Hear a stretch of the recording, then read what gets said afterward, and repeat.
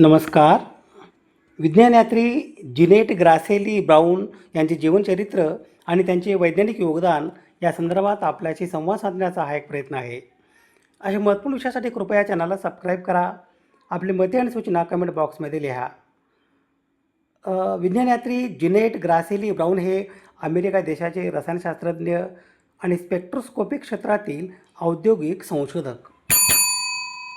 Spectroscopy हे विज्ञानातील electromagnetic spectra यांचे मापन करणारी शाखा आहे. दृश्यमान प्रकाशापासून इलेक्ट्रोमॅग्नेटिक स्पेक्ट्रमचा सर्व बँडपर्यंत सामान्यीकृत रंगाचा अचूक अभ्यास करणारे शास्त्र म्हणजे स्पेक्ट्रोस्कोपी. स्पेक्ट्रोस्कोपी हे विज्ञानातील विविध क्षेत्रातील एक मूलभूत अन्वेषण साधन आहे. पदार्थाची रासायनिक रचना, भौतिक रचना आणि इलेक्ट्रॉनिक रचना संरचना या संदर्भात स्पेक्ट्रोस्कोपीमुळे आण्विक आणि मॅक्रो स्केलवर तपासली जाऊ शकते. प्रिझमच्या उपयोजनेतून विखुरलेल्या दृश्यमान प्रकाशाच्या वायू फेज पदार्थाद्वारे शोषणाच्या तरंगलांबीच्या अवलंबनाचा अभ्यास याद्वारे स्पेक्ट्रोस्कोपी शाखेचा उदय झाला. ऊतींचे विश्लेषण आणि वैद्यकीय क्षेत्रातील चित्रीकरण इमेजिंग यांचा स्पेक्ट्रोस्कोपीच्या सध्याच्या उपयोजनेमध्ये समावेश होतो. स्पेक्ट्रोस्कोपी शाखेत कंपन स्पेक्ट्रोस्कोपी, एकत्रित वाद्यतंत्र, संगणकीकृत स्पेक्ट्रोस्कोपी आणि पर्यावरणीय स्पेक्ट्रोस्कोपी या क्षेत्रांचा समावेश आहे. जिनेट ग्रासेली ब्राऊन यांच्या संशोधन कौशल्य यांचा सुद्धा यात समावेश होतो. स्पेक्ट्रोस्कोपीच्या उपयोजनेतून जिनेट ग्रासेली ब्राऊन किंवा जिनेट गेसी यांनी विकसित केलेल्या नवीन तंत्रांची ही यादी मी वाचून दाखवतो. गॅसोलिनमधील दूषित घटक ओळखणे, नवीन प्लॅस्टिकच्या मेकअपचे विश्लेषण करणे आणि प्रदूषणासारख्या पर्यावरणीय समस्यांचे विश्लेषण करणे. जिनेट ग्रासेली ब्राऊन यांनी उद्योग आणि शैक्षणिक क्षेत्रातील संशोधन आणि व्यावहारिक अनुप्रयोगामधील अंतर भरून काढण्याचा प्रयत्न केला आहे.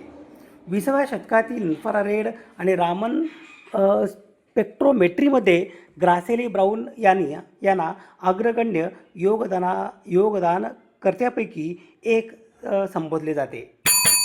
ग्रासेली ब्राऊन यांचा जन्मदिनांक 4 ऑगस्ट 1928 रोजी क्लिव्हलँड, ओहायो येथे झाला. क्लिव्हलँड हे अमेरिकेची संयुक्त संस्थाने देशांच्या ओहिओ राज्यामधील दुसऱ्या क्रमांकाचे मोठे शहर.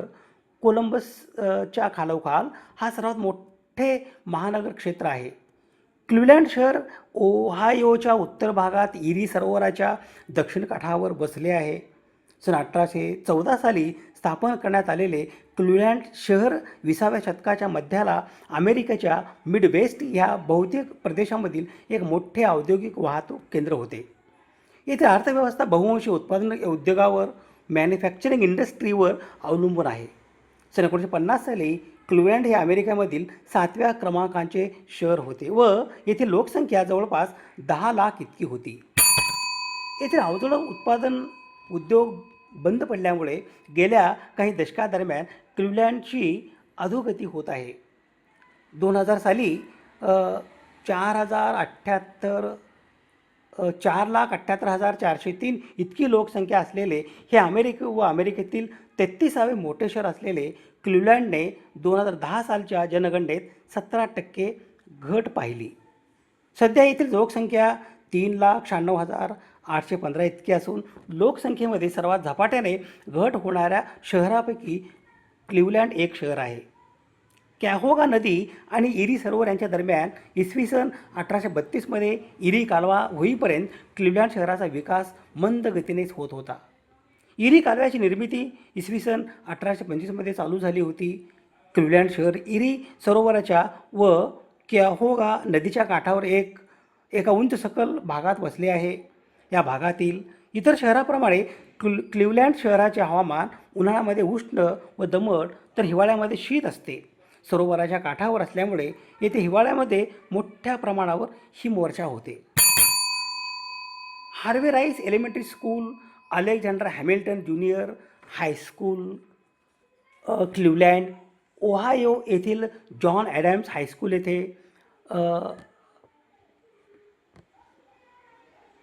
ग्रासेली ब्राऊन यांचे शालेय शिक्षण पूर्ण झाले. ओहायो विद्यापीठात त्यांचे पदव्युत्तर शिक्षण पूर्ण झाले. केस वेस्टर्न रिझर्व्ह युनिव्हर्सिटी येथे त्यांचे पदव्युत्तर पदवी शिक्षण पूर्ण झाले. सन 1950मध्ये ग्रासिली ब्राऊन यांनी क्लिव्हलँड येथील स्टँडर्ड ऑइल कंपनी येथे प्रोजेक्ट लीडर या पदावर नोकरीची सुरुवात केली. सन 1950 ते सन 1978 या कालावधीत त्यांनी इन्फ्रारेड स्पेक्ट्रोमीटर या उपकरणाच्या सहाय्याने संशोधन कार्य केले. इन्फ्रारेड स्पेक्ट्रोमीटर हे उपकरण रेणूशी संवाद साधणाऱ्या इन्फ्रारेड प्रकाशाचे शोषण, उत्सर्जन आणि परावर्तन मोजण्यासाठी आणि कार्यात्मक गट ओळखण्यासाठी अणूंच्या कंपनांचे मोजमाप करण्यासाठी वापरले जाते.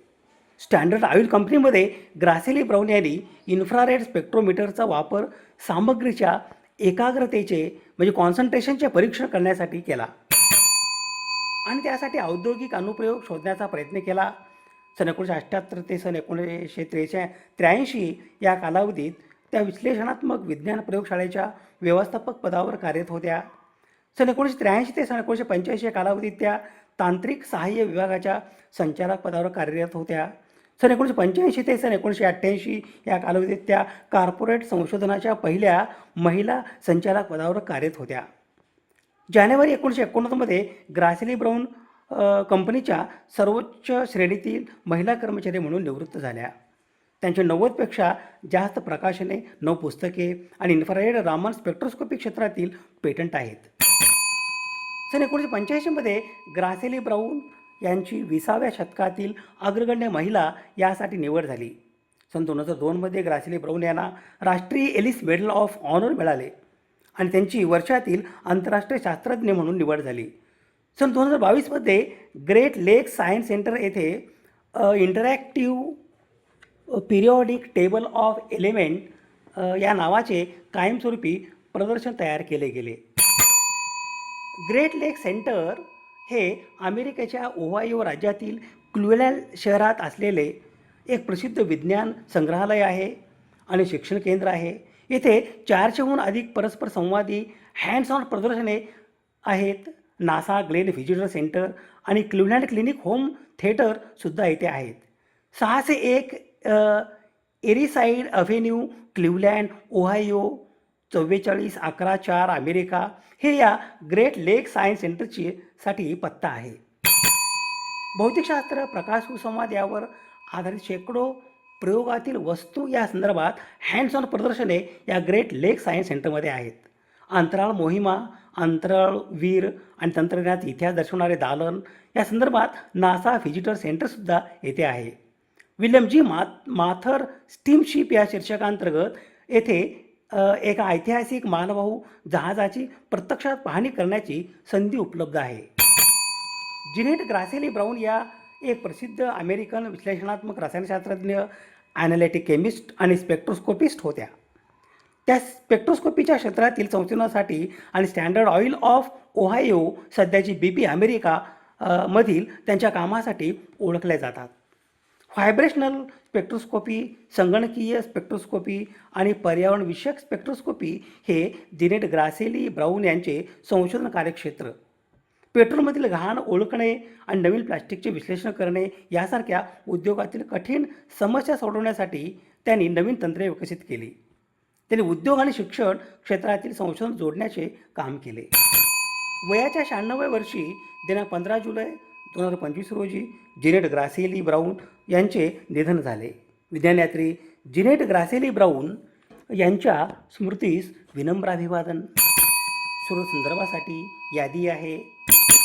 समाज हिताच्या एखाद्या वैज्ञानिक विषयासंदर्भात प्रबोधन करणे, जागतिक समस्यांचे निराकरण करण्यासाठी सामाजिक इच्छा आणि संसाधने एकत्रित करणे आणि मानवतेच्या यशाचा उत्सव बळकट करणे यासाठी सुवर्ण संधी म्हणजे सामाजिक आणि वैज्ञानिक सण आणि उत्सव. अशा महत्त्वपूर्ण विषयासाठी कृपया चॅनलला सबस्क्राईब करा. आपली मते आणि सूचनासुद्धा कमेंट बॉक्समध्ये लिहा. विज्ञाननिष्ठा ही जीवननिष्ठा. धन्यवाद.